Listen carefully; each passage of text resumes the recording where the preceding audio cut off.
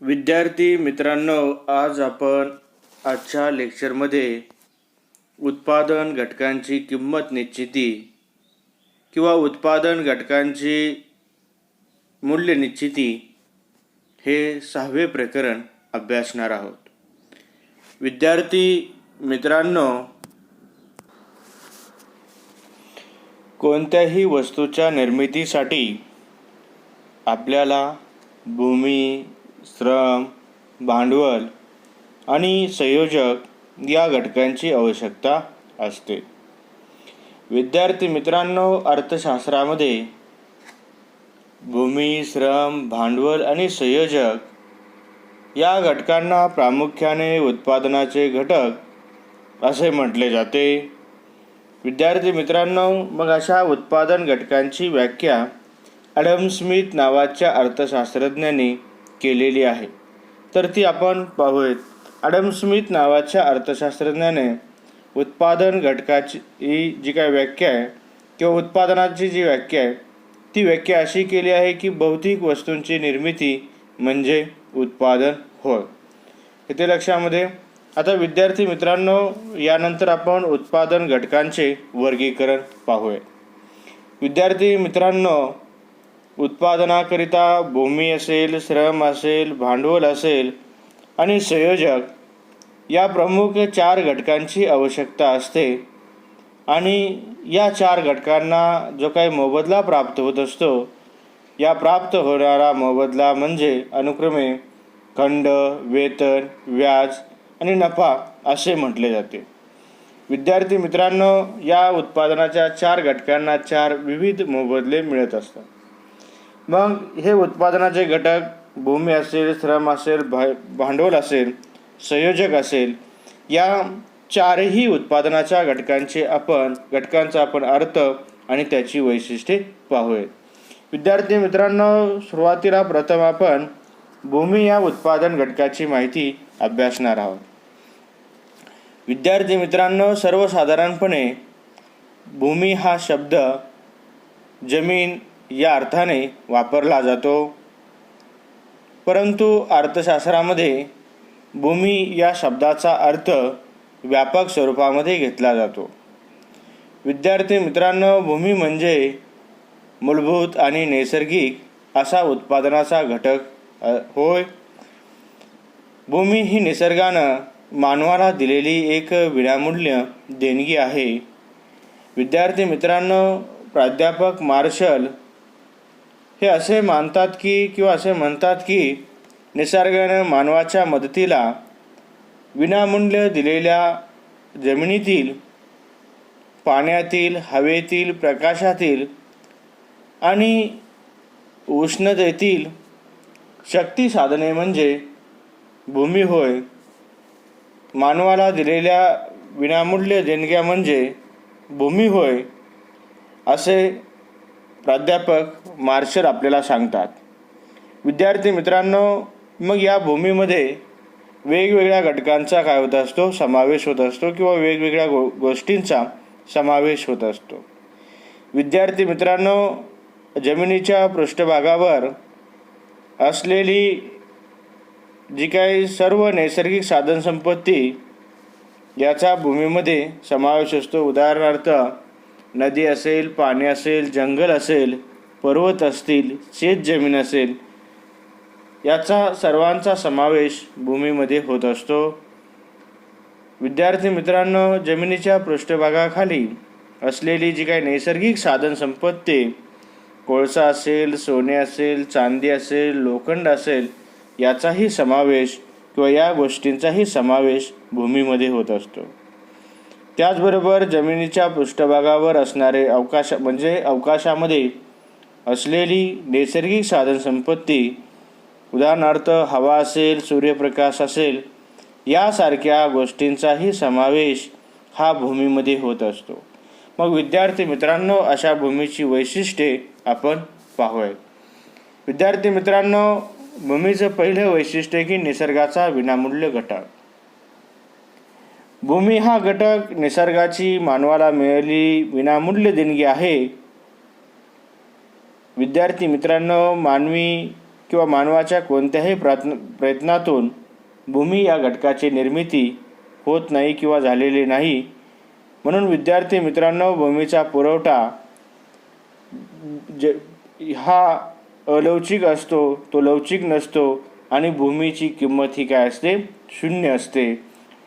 भूमीचा पुरवठा किंमत शून्य असते. विद्यार्थी मित्रांनो, यानंतर आपण पुढचं वैशिष्ट्य भूमीचं पाहूत की उत्पादनाचा उदासीन घटक. विद्यार्थी मित्रांनो, भूमी हा उत्पादनाचा उदासीन किंवा निष्क्रिय स्वरूपाचा घटक आहे. म्हणजेच विद्यार्थी मित्रांनो, श्रम, भांडवल आणि इतर घटकांच्या वापराविना किंवा त्याचा वापर न करता त्याच्यापासून आपल्याला उत्पादन करता येत नाही. त्याचबरोबर भूमी हा घटक स्वतःहून उत्पादन प्रक्रियेमध्ये सहभागी होत नाही. विद्यार्थी मित्रांनो, ज्याप्रमाणे श्रम हा घटक स्वतःहून उत्पादन प्रक्रियेमध्ये सहभागी होतो, त्याप्रमाणे भूमी ही स्वतः जाऊन किंवा स्वतः त्या उत्पादन प्रक्रियेमध्ये सहभागी होत नाही. पुढचं वैशिष्ट्य आहे भौगोलिक गतिक्षमता नाही किंवा भौगोलिक गतिक्षमता नाही. विद्यार्थी मित्रांनो, भूमी एका ठिकाणाहून दुसऱ्या ठिकाणी जाऊ शकत नाही, त्यामुळे भूमीला भौगोलिक गतिक्षमता नसते. पण भूमीला व्यावसायिक गतिक्षमता ही असते. म्हणजेच एका कारणासाठी वापरलेली भूमी मानव हा दुसऱ्या कारणासाठी वापरत असतो किंवा त्याला वापरता येत असते. उदाहरणार्थ शेतीसाठी वापरलेली जी काही जमीन आहे, या जमिनीवरती घरही बांधता येत असते. यानंतर आपण पुढचं वैशिष्ट्य पाहूत भूमीचं पूर्ण अलौकिक पुरवठा किंवा अलौकिक पुरवठा. विद्यार्थी मित्रांनो, भूमी ही निसर्गनिर्मित असल्यामुळे भूमीच्या पुरवठ्यामध्ये मानवाला किंवा मनुष्याला वाढ किंवा घट करता येत नसते किंवा येत नाही. विद्यार्थी मित्रांनो, मानवी प्रयत्नांमुळे भूमीच्या गुणवत्तेमध्ये थोडाफार बदल आपल्याला करता येतो, परंतु भूमीचा पुरवठा हा नेहमीच किंवा कायमच स्थिर राहत असतो किंवा स्थिरच असतो. म्हणजेच भूमीचा पुरवठा हा पूर्णपणे अलौकिक असतो. यानंतर पुढचं वैशिष्ट्य आहे की शाश्वत व अविनाशी घटक. विद्यार्थी मित्रांनो, भूमी हा घटक अविनाशी स्वरूपाचा आहे आणि तो कधीही पूर्णपणे नष्ट होत नाही किंवा नष्ट करता येत नाही. विद्यार्थी मित्रांनो, जमिनीचा जो काही उपजाऊ कस असतो, हा कस कमी जास्त होऊ शकतो, परंतु तो पूर्णपणे कधीच संपुष्टामध्ये येत नाही किंवा संपुष्टामध्ये येत असल्याचं आपल्याला दिसून येत नाही.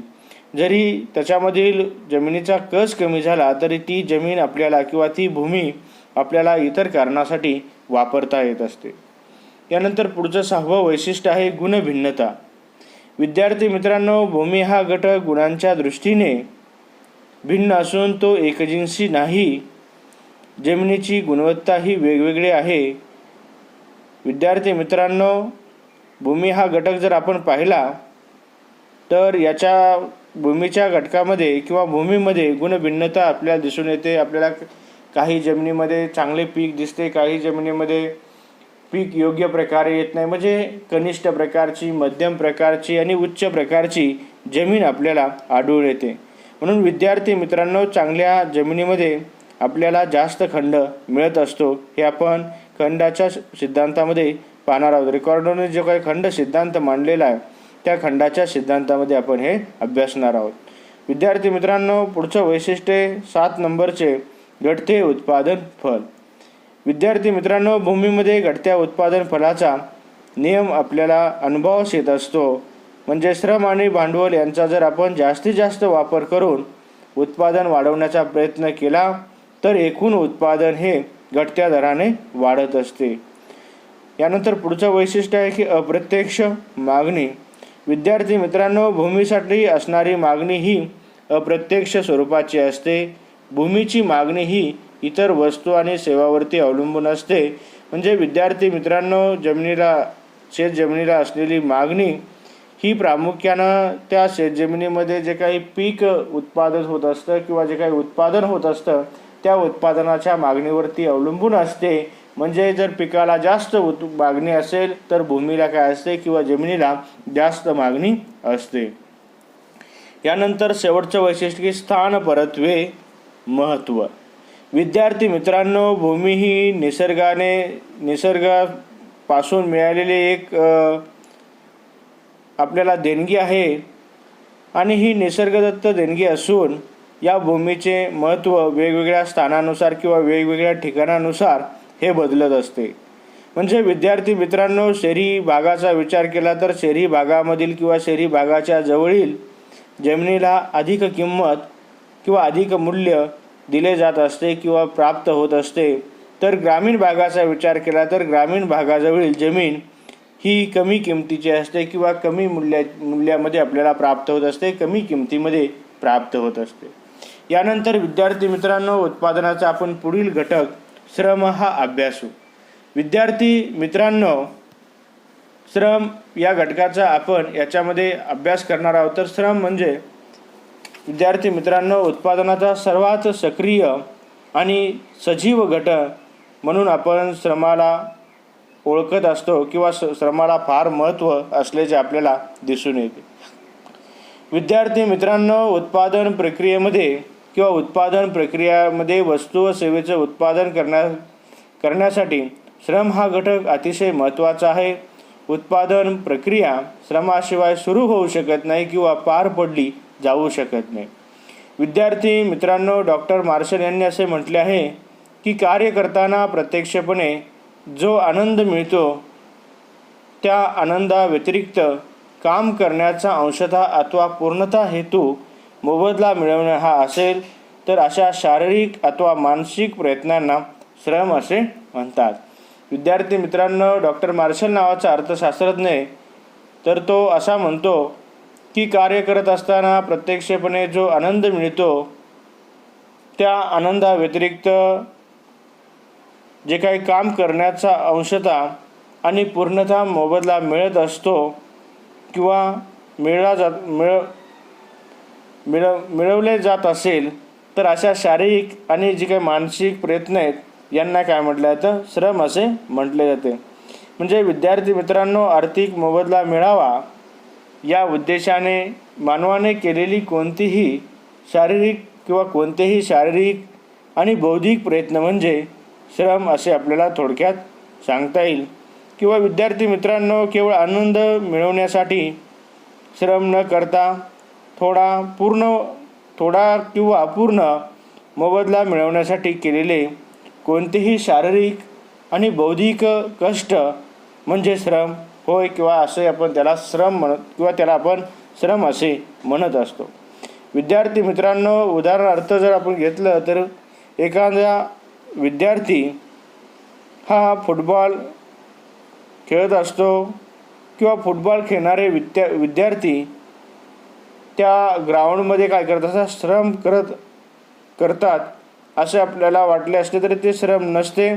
तर फुटबॉल प्रशिक्षक विद्यार्थ्यांना फुटबॉल शिकवताना श्रम काय करत असतात. विद्यार्थी मित्रांनो, यानंतर आपण या श्रमाची काही वैशिष्ट्ये पाहूयात. विद्यार्थी मित्रांनो, श्रमाचं पहिले वैशिष्ट्य आहे की उत्पादनाचा सक्रिय घटक. विद्यार्थी मित्रांनो, श्रम हा मानवी घटक असल्यामुळे श्रमिकांना स्वतःचे विचार असतील, भावना असतील, आवडीनिवडी असतील.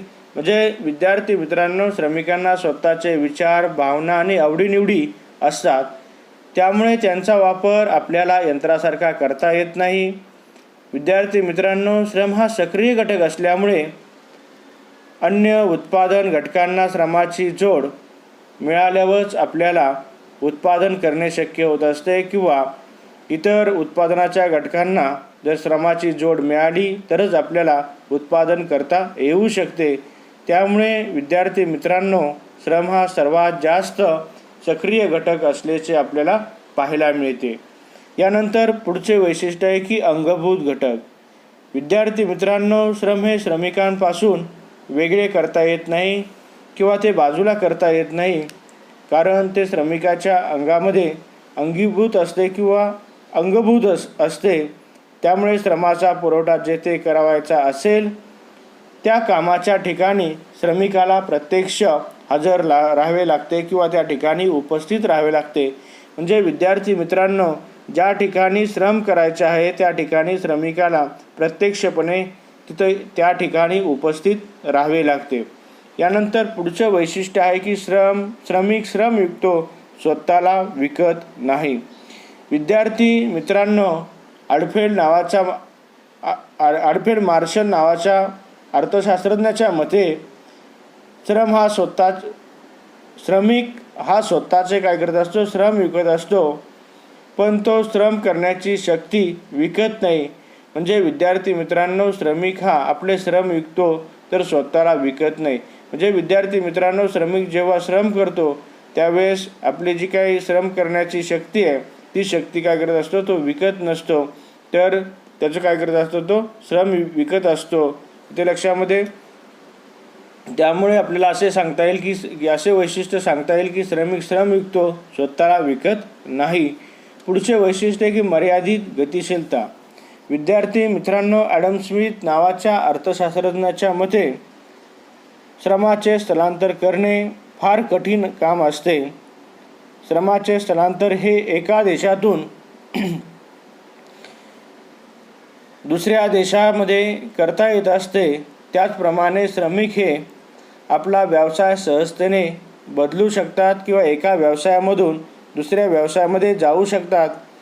पण कुटुंबाविषयी असणारे प्रेम, वात्सल्य, घरच्या ज्या काही समस्या असतात, त्याच्या अवतीभोवतीचे जे काही वातावरण असते इत्यादीमुळे श्रमिकांच्या भौगोलिक स्थानांतरावरती काय येत असते, मर्यादा येत असते किंवा त्याच्या गतिशीलतेवरती मर्यादा येत असते. परंतु जर आपण अलीकडचा विचार केला तर अलीकडच्या आधुनिक काळामध्ये बेरोजगारीच्या समस्येमुळे श्रमाच्या गतिशीलतेमध्ये आपल्याला वाढ होत असताना दिसून येत आहे. पुढचे वैशिष्ट्य आहे की नाशवंत घटक. विद्यार्थी मित्रांनो, श्रम हे नाशवंत असते. ज्या दिवशी श्रमिक कामावरती जात नाही त्या दिवसाचे त्याचे श्रम वाया जात असते. विद्यार्थी मित्रांनो, कोणत्याही श्रमिकाला जे काही श्रम असते हे श्रम साठवता येत नाही किंवा जे काही श्रम आज न केलेले श्रम हे भविष्यामध्ये त्याला वापरता येत नाही किंवा त्याला करता येत नाही. म्हणून विद्यार्थी मित्रांनो, श्रम हा घटक काय आहे, नाशवंत आहे. यानंतर पुढचं वैशिष्ट्य आहे की श्रमिकांची कार्यक्षमता.